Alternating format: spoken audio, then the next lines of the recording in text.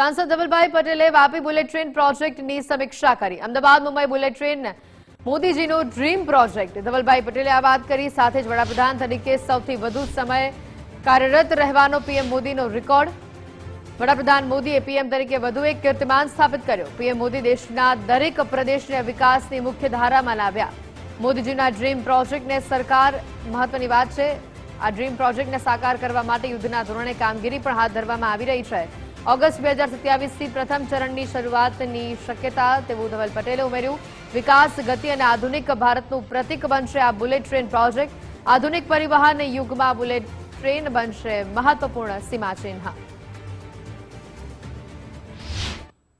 આપણા પ્રધાનમંત્રી નરેન્દ્ર મોદી સાહેબના કાર્યકાળના 4399 દિવસ કરીને આજે આપણા દેશના સૌથી લાંબા સમય રહેતા પ્રધાનમંત્રી બન્યા આપણા મોદી સાહેબ।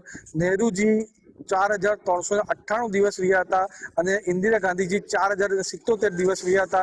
ત્યારે આજે આપણા મોદી સાહેબની એક મોટી સિદ્ધિ છે અને જે આ 12 વર્ષમાં જે એમણે વિકાસના માટે કામ કર્યું છે, દરેક રાજ્યો માટે કામ કર્યું છે, દરેક વર્ગો માટે કામ કર્યા છે, એ પૂરા વિશ્વ માટે પ્રેરણાદાયી છે। ત્યારે આજે ખાસ કરીને આપણે વલસાડ ડાંગ લોકસભા અંતર્ગત આવતું વાપી બુલેટ ટ્રેન સ્ટેશન ખાતે અમે આ જે પ્રગતિ પંથ અમારો વિકાસ પંથની મુલાકાતે આવ્યા છે, કારણ કે આ મોદી સાહેબનો ડ્રીમ પ્રોજેક્ટ છે ને જે વાપી ખાતે આપણા બુલેટ ટ્રેનનું જે સ્ટેશન બને છે એનું અમે નિરીક્ષણ કર્યું, એનું કેટલી પ્રગતિ થઈ છે, ક્યારે કમ્પ્લીટ થશે